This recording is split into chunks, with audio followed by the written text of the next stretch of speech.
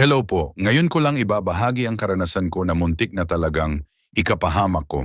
Nagtrabaho ako noon bilang collector ng isang cooperative sa Eastern Visayas at bahagi ng tungkulin ko ang mag-CI/BRN sa mga gustong umutang hanggang sa may isang aplikanteng 55 anyos na babae. Papalitan ko ang pangalan niya sa Almira na ang address ay ngayon ko lang narinig kahit doon na ako lumaki. Sinabi ko pa sa manager namin. Pero dahil pagpapautang ang prioridad ay tinuloy ko pa rin ang pagpunta. 3:00 pa lang ng madaling araw, bumiyahe na ako sakay ng motor dahil 4 na oras ang layo. At pagdating ko bandang 7:30 ng umaga, sinalubong ako ni Almira at sinabing dadaan muna kami sa palengke para bumili ng asin bago tumawid ng isla. Hindi ko alam noon na ang asin pa lang iyon ang magsisilbi kong proteksyon. Pagsapit namin ng barangay nila bandang 9:00, ramdam ko agad ang kakaibang tingin ng mga tao sa daungan. Lalo na ang dalawang babae malalalim at parang sinusukat ako. Pero sabi ni Almira, huwag ko raw pansinin. Pagdating sa bahay nila, ipinakita niya ang tindahan at mga lobster na ine-export nila. Kaya inaprubahan ko ang loan at nang tanghalian naghain siya ng malalaking alimango, sugpo at lobster sabay biro na huwag daw akong mag-alala dahil mainit pa at iwas-hawa sa pagiging aswang.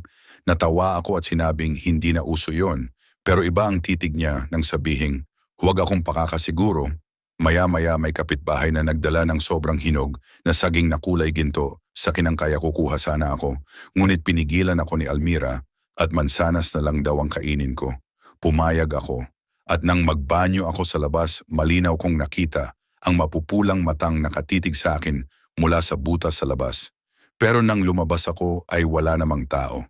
Ihahatid na sana nila ako pabalik ng bayan gamit ang sarili nilang pump boat.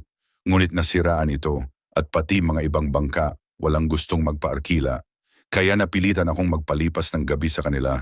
Nag-brown out pa kaya hindi ako makapag-text sa pamilya ko. At bandang 7:00 may mga kapitbahay na nagyaya ng inuman ng tuba dahil may bisita raw. Tumanggi sana si Almira.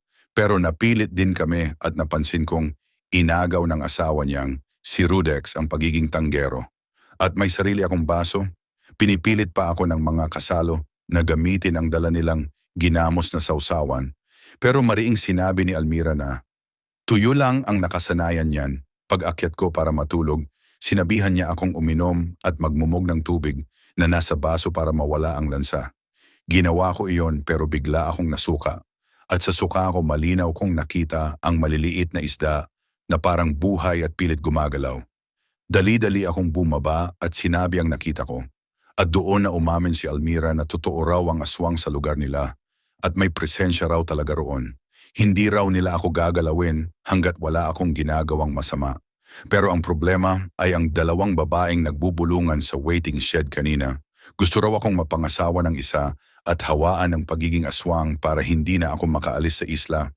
Doon ko naalala ang asin na binili namin at mahigpit ko iyong hinawakan buong gabi. At pagsikat ng araw, saka lang ako nakatawid pabalik ng bayan na nanginginig at buo ang paniniwalang may mga lugar talagang hindi basta-basta pinapasok ng mga taong hindi taga roon.